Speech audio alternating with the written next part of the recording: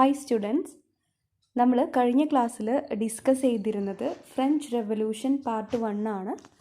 അപ്പോൾ ഇന്നത്തെ ക്ലാസ്സിൽ ഡിസ്കസ് ചെയ്യാൻ പോകുന്നത് ഫ്രഞ്ച് റെവല്യൂഷൻ പാർട്ട് 2 ആണ്.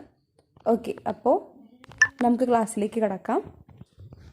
The third estate takes the lead, അതായത് മൂന്നാമത്തെ എക്സ്റ്റേറ്റ് മുന്നേറുന്നു എന്നതാണ് ഈ ഒരു ഭാഗത്തിലൂടെ പറയുന്നത്. അപ്പോൾ നമുക്ക് നോക്കാം. The luxurious life and squalor of Bourbon's king, clergy and lords, and the frequent wars they waged, along with the frequent spells of drought and crop failure, brought France to the brink of bankruptcy. അതായത് ഈ Bourbon കിങ്സിൻ്റെയും പുരോഹിതന്മാരുടെയും ലോർഡ്സിൻ്റെയും ഒക്കെ ഈ ആഡംബര ജീവിതവും ധൂർത്തും അതുപോലെ തന്നെ തുടർച്ചയായിട്ടുള്ള വരൾച്ചയും കൃഷിനാശവുമൊക്കെ ഫ്രാൻസിൻ്റെ സാമ്പത്തിക സ്ഥിതിയെ വളരെ മോശമായിട്ടാണ് ബാധിച്ചത്. The financial and military assistance given to American colonies in the American War of Independence also aggravated the financial crisis in France. അതായത് നമ്മൾ മുൻപത്തെ ക്ലാസ്സുകളിലായിട്ട് അമേരിക്കൻ വാർ ഓഫ് ഇൻഡിപെൻഡൻസ് പഠിച്ചിട്ടുണ്ടായിരുന്നു അല്ലേ? അപ്പോൾ ഈ ഒരു അമേരിക്കൻ വാർ ഓഫ് ഇൻഡിപെൻഡൻസിൽ അമേരിക്കൻ കോളനികളെ ഹെൽപ്പ് ചെയ്യുന്നതിന് വേണ്ടിയിട്ട് ഫിനാൻഷ്യലായിട്ടും സൈനിക ഹെൽപ്പൊക്കെ ഈ ഒരു ഫ്രാൻസിലെ റൂളേഴ്സ് നൽകിയിട്ടുണ്ട്. അപ്പോൾ ഈ ഒരു കാര്യവും ഈ ഫ്രാൻസിൻ്റെ ഫിനാൻഷ്യൽ ക്രൈസിസിനെ വളരെ ദോഷകരമായിട്ട് ബാധിച്ചു. To levy new taxes upon commoners, Louis XVI summoned the States General, the legislative assembly of the representatives from all the three estates in 1789. അപ്പോൾ എന്ത് ചെയ്തു എന്ന് വെച്ചാൽ 1789 ലൂയിസ് 16 എന്ത് ചെയ്തു, ഒരു സ്റ്റേറ്റ് ജനറൽ സമ്മേളിച്ചു. അപ്പോൾ അതിൽ മെയിൻ ഉദ്ദേശം എന്ന് പറയുന്നത് സാധാരണയുള്ള ജനങ്ങളുടെ മേൽ പുതിയൊരു ടാക്സ് ചുമത്താം എന്നുള്ളതായിരുന്നു ഇതിൻ്റെ ഒരു ഉദ്ദേശശുദ്ധി എന്ന് വെച്ചാൽ. അപ്പോൾ ഇദ്ദേഹം എന്ത് ചെയ്തു, റെപ്രസെൻറ്റേറ്റീവ്സ് എല്ലാ ജനങ്ങളും ഉൾപ്പെടുന്ന ലെജിസ്ലേറ്റീവ് അസംബ്ലി കൂടുകയും സമ്മൗണ്ട് ചെയ്യുകയും ചെയ്തു. Similar to the French society, the States General also had a 3 estate. അപ്പോൾ നമ്മൾ കഴിഞ്ഞ ക്ലാസ്സിൽ നമ്മൾ ഡിസ്കസ് ചെയ്തിരുന്നു അല്ലേ, നമ്മുടെ ഫ്രാൻസിലെ socio political system, socio economic system base ചെയ്തുകൊണ്ട് പ്രധാനമായിട്ടും 3 എസ്റ്റേറ്റ് ആയിട്ട് തിരിക്കുന്നുണ്ടെന്ന് നമ്മൾ പറഞ്ഞു. അപ്പോൾ ആ ഒരു 3 എസ്റ്റേറ്റ് തന്നെയാണ് ഇവിടത്തെ സ്റ്റേറ്റ് ജനറലിലുള്ള 3 എസ്റ്റേറ്റുകൾ എന്ന് പറയുന്നത്. Traditionally each estate would vote as a group and had a 1 vote. അപ്പോൾ 3 ഗ്രൂപ്പുകളാണുള്ളത്. ആ 3 ഗ്രൂപ്പിനും ഓരോ വോട്ട് വീതമാണുള്ളത്. അപ്പോൾ ഇവർക്കെല്ലാവർക്കും ഒരു വോട്ടേ ഉള്ളൂ. As a result, the nobility and the clergy could always overrule the third estate. അപ്പോൾ എന്തുണ്ടായെന്ന് വെച്ചാൽ അത് മുഖേന ഈ പ്രഭുക്കന്മാരും അതുപോലെ തന്നെ ഈ പുരോഹിതന്മാരും എപ്പോഴും തേർഡ് സ്റ്റേറ്റിന് മുകളിലാണ് അവർ റൂള്, അല്ലെങ്കിൽ അവരെ മീൻസ് ഈ ഒരു ഓവർ റൂള് ചെയ്തിരുന്നത് ഈ ഒരു തേർഡ് എസ്റ്റേറ്റിനെ ആയിരുന്നു അവർ കൂടുതലായിട്ടും ചൂഷണം ചെയ്തിരുന്നത്.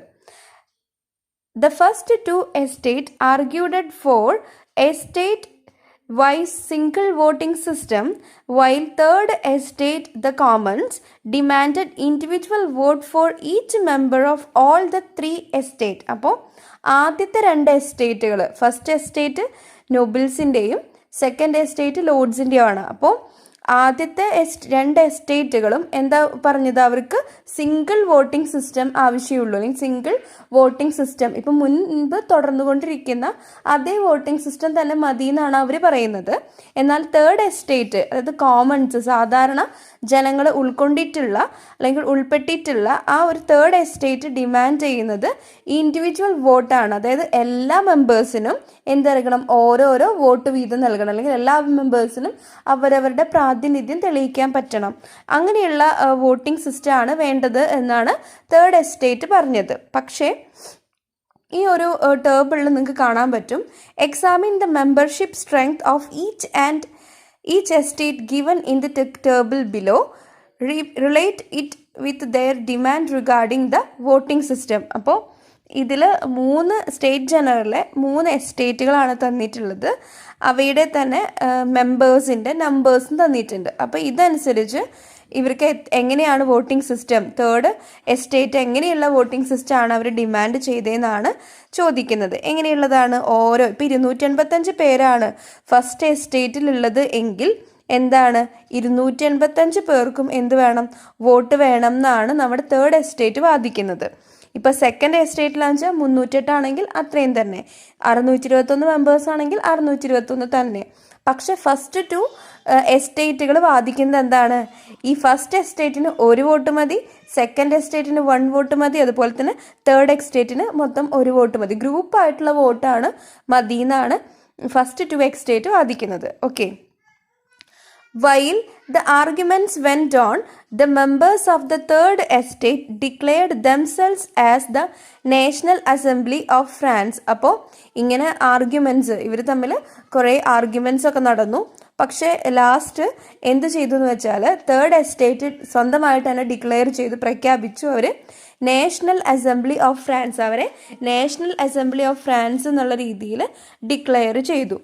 They assembled in this tennis court nearby and swore not to leave until they had framed a constitution of France. അപ്പോൾ ഇവരെന്ത് ചെയ്തു? ഇവരുടെ അടുത്തുള്ള ഫ്രാൻസിൽ അടുത്തുള്ള ഒരു ടെന്നീസ് കോർട്ടിൽ ഇവർ അസംബിൾ ചെയ്യുകയും എന്നിട്ട് ഇവർ പറഞ്ഞു, ഞങ്ങൾക്ക് ഫ്രാൻസിൻ്റേതായിട്ടുള്ള ഒരു ഭരണഘടന നിർമ്മിക്കാതെ അല്ലെങ്കിൽ ഫ്രെയിം ചെയ്യാതെ ഞങ്ങൾ ഇവിടെ നിന്ന് പോവില്ല എന്നുള്ള ഒരു തീരുമാനം ഇവരെടുത്തു.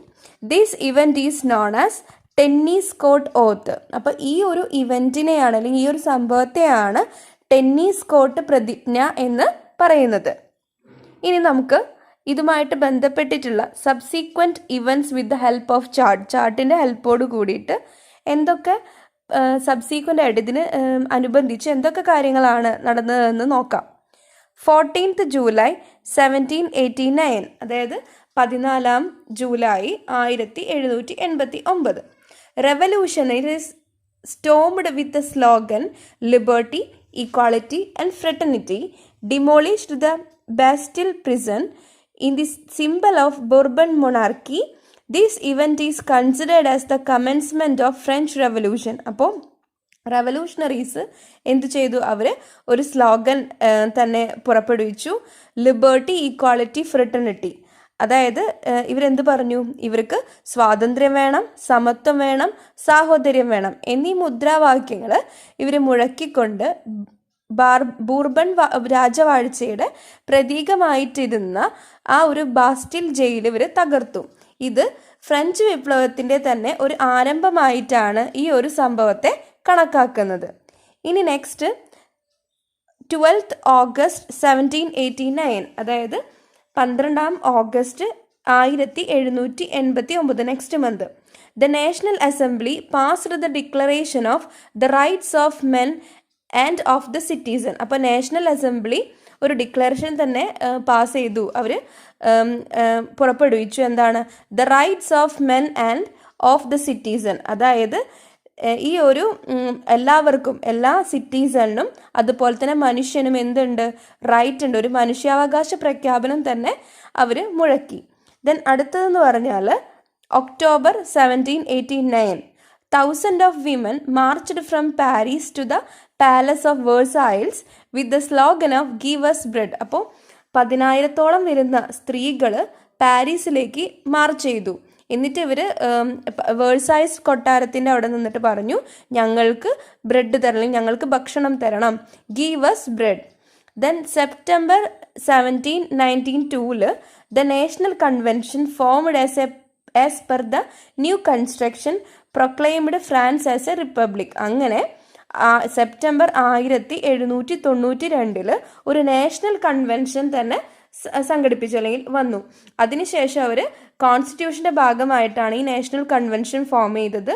അതിൽ ഫ്രാൻസിന് ഒരു റിപ്പബ്ലിക്കായിട്ട് സ്വതന്ത്രമായിട്ട് അല്ലെങ്കിൽ റിപ്പബ്ലിക്കായിട്ട് ഈ ഫ്രാൻസിനെ അവർ തിരഞ്ഞെടുത്തു. അപ്പോൾ പുതിയതായി രൂപീകരിച്ചിട്ടുള്ള ഈ ഭരണഘടന അനുസരിച്ച് തിരഞ്ഞെടുക്കപ്പെട്ട ദേശീയ കൺവെൻഷൻ ഫ്രാൻസിനെ ഒരു റിപ്പബ്ലിക്കായിട്ടാണ് പ്രഖ്യാപിച്ചത്. ഇനി നമ്മൾ നോക്കുന്നത് റീജിയൻ ഓഫ് ടെറർ എന്ന് പറഞ്ഞിട്ടുള്ള ഒരു ബോക്സിലുള്ള ടെക്സ്റ്റ് ബുക്കിലുള്ള ഒരു കാര്യമാണ്. In July 1793 a committee of public safety was constituted to control the internal affairs of France. അപ്പോൾ ഫ്രാൻസിലെ ആഭ്യന്തര കാര്യങ്ങൾ കൺട്രോൾ ചെയ്യുന്നതിന് വേണ്ടിയിട്ട് ഒരു കമ്മിറ്റി രൂപീകരിച്ചു, അതായത് കമ്മിറ്റി ഓഫ് പബ്ലിക് സേഫ്റ്റി. അപ്പോൾ ഇതിൽ റോബസ്ഫിയർ എന്ന് പറഞ്ഞിട്ടുള്ള Robespierre led the committee in which the leaders like Mirabeau, Danton, etc. were members. അപ്പോൾ റോബസ്ഫിയറിൻ്റെ നേതൃത്വത്തിലുള്ള ഈ കമ്മിറ്റിയിൽ മിറാബ്യൂ ആൻഡ് ഡാൻറ്റൺ എന്ന് പറഞ്ഞിട്ടുള്ള 2 ലീഡേഴ്സാണ് ഉണ്ടായിരുന്നത്. Using guillotine they did mass executions of suspected enemies of the revolution. അപ്പോൾ ഇവരെന്ത് ചെയ്തു എന്ന് വെച്ചാൽ ഗള്ളിറ്റൈൻ എന്ന് പറഞ്ഞൊരു ഉപകരണം ഉപയോഗിച്ചുകൊണ്ട് ഇവരെന്ത് ചെയ്തു, ഇവർ എനിമിയായിട്ട് സസ്പെക്റ്റ് ചെയ്യുന്ന എല്ലാവരെയും കൊന്നു.